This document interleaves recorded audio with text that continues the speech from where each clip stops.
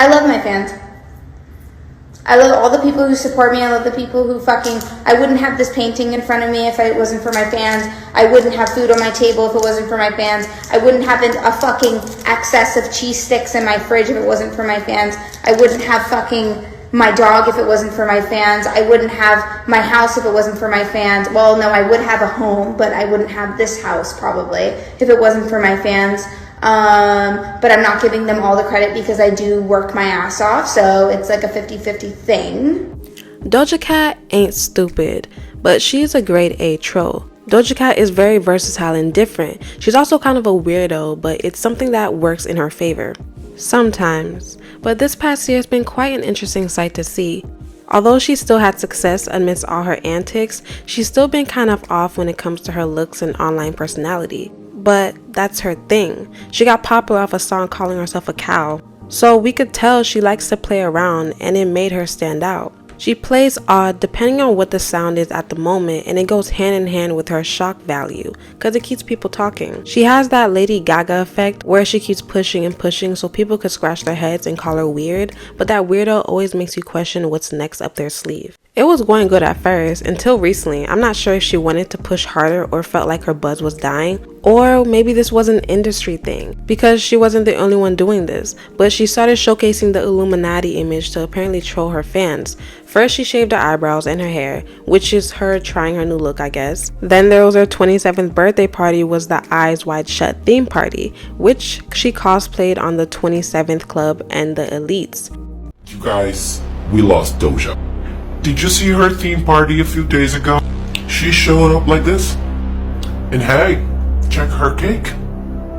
Interesting. I mean, the theme of the party is The Eyes Wide Shut, a movie from Stanley Kubrick, which was very polemic at the time, and still today, because this movie depicts some kind of elite society who performs rituals. And apparently this kind of rituals and this entire freaking movie is related to something that actually happens in the real life. Curious enough, Stanley Kubrick died days after the release of this movie. All this happened days after Doja Cat showed up in Paris in a fashion show with the Purple Eye. I'm not saying that this is related to the Purple Eye Club, but what do you think? According to her, it's all fun and games, but started tweeting at her fans that if they're stupid enough to believe something like this, then that's their fault. Illuminati to comment and fucking, did you sell your soul shit? Y'all are so fucking corny. Y'all dress this shit every day. I don't care how long it takes till y'all shut the fuck up. It was Halloween. It was the month of Halloween. And my ass decides to throw a fucking Eyes Wide Shut party. And now because everybody's like, oh, the Illuminati signs, the Illuminati symbols all over the cake.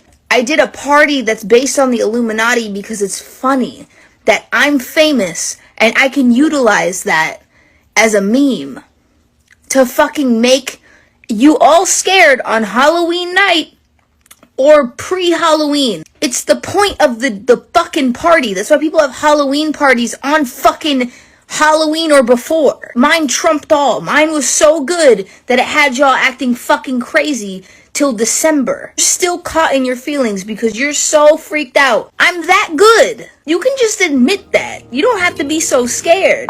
She also says she's just gonna keep doing it just because, which leads to her creepy Paris Fashion Week outfit where she was covered in 30,000 Swarovski crystals. And like, what the fuck is this? It's weird because around this time Sam Smith and Lil Uzi Vert were playing on this devilish type of image. I think we need to take into account that some things aren't just a joke or trolling as they want it to appear. After this, Doja has been obviously off. She's always been a troll, but now it just seems like she's just over it. And lately, she's been going a bit overboard. If y'all don't remember in 2022, when she had her show in Paraguay, that was canceled due to extreme weather, fans were upset and expressed their issues online. So when Doja was set to leave the area, she was actually upset that none of her fans waited outside her hotel for her, tweeting, "There was a storm in Paraguay, the show got canceled. When I left the next morning, there wasn't one person outside the hotel waiting for me. Let that sink in. I regret spending all the time I did getting ready that day for the show. I've been busting my ass every day to put on for you, but God bless." So obviously, Doja does care about her fans to some extent, right? Around the same time, she had another show in Brazil and tweeted that she did not think she gave them a good performance. She had like a mini rant on Twitter where she basically said she quits music and she doesn't need anyone to believe in her music anymore. Then later, she shaves her head and starts playing around with the devilish stuff. The timing is interesting because not everything is a joke. So Doja seems like she's losing her passion in music, not only from being overwhelmed, because since she debuted, she's also had a drastic weight loss, which can be attributed to many other things, but also from the pressure of being a celebrity. Who puts in the work for the performances and the verses and having so much success in the span of 4 years? She's expressed her exhaustion before from being overworked, and that includes her music. Doja's music has gotten her Grammys and different accolades throughout the industry. She's not a one genre artist and has done a great job debuting as a rapper entering the pop genre. So when she calls her last 2 albums cash grabs, she's leaving her fans confused, because I also have some faves from both the albums, but deep down I don't think anyone cares if she called the album cash grabs. It was more so insinuating her fans were dumb for listening. But are we gonna act like Streets wasn't a good song? She acknowledges that the pop rap sound wasn't her best and wanted to move into doing an actual rap album. She drops Attention, which was cute, but I don't think the song did what she thought it would. What really hit the fan was her relationship with Jay Cyrus. One thing the internet is gonna do is pull up them receipts, and Doja's fans were concerned as to why she was dating someone known to be an alleged predator. Over 20 women came out with allegations against him, and Doja's response was very unflattering. She was telling fans she didn't give a fuck what they thought, and it's her life, and it is her life. She could date whomever she wants, but don't tell your fans off about your man who does have a shady past. You know, going on rants telling your fans that you don't love them when they're the ones who uplifted and supported your career is self-sabotage. And it had me thinking that there's a possibility that she's doing this on purpose. Even with a shady partner, showing love to your fans makes your fans come to the conclusion sooner or later, oh well, if she's happy, I'm happy, or if he makes her happy, then I'm happy. It'll come eventually, or may never come at all, but either way, your fans will just have to accept whomever you're with. But her outburst just seems a little like overwhelming feelings that she's been holding back. Like she's really starting to not give a fuck. But I don't think she's stupid enough to go at her fans like this without knowing some form of repercussions are gonna come about. Y'all remember when Daniel Caesar told his fans they can't cancel him?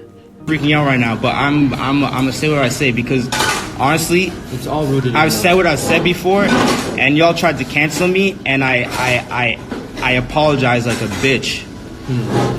I don't believe in that shit because I think you guys are wrong, and I think I'm right. And so I'm gonna say it, and you can cancel me. I'm making music right now. I'll put it out. You guys don't have to listen to it. Cancel me. Make me broke. You guys made me rich the last time, and I appreciate you guys for that. Don't listen to my next shit if you think I'm shit. Don't. I will go. It's okay. I'll go back under a rock. Taking time to get over myself and to really honestly look at myself and everything that was happening. Like I was wrong, you know? I was wrong, and you know, I'm sorry. And yeah, it took a little minute for a little bounce back, but they definitely did what they had to do. She spent years doormat at her label before she got recognition. She's at the point where she's possibly tired of the fame and maybe the expectations she's built for herself. Was it wrong for her to be extra like this? Yeah, but I think this is the result that she wants. She has already lost over 200k followers on Instagram. This wasn't a good idea for her to do considering artists only really make money from touring, and some artists have been struggling to even sell out their concert seats. Maybe she's having a moment, but if she snaps out of it, I think the repercussions for her actions will dawn on her to do a formal apology sooner or later. Thank you guys for tuning in, and make sure you like and subscribe. Toodles!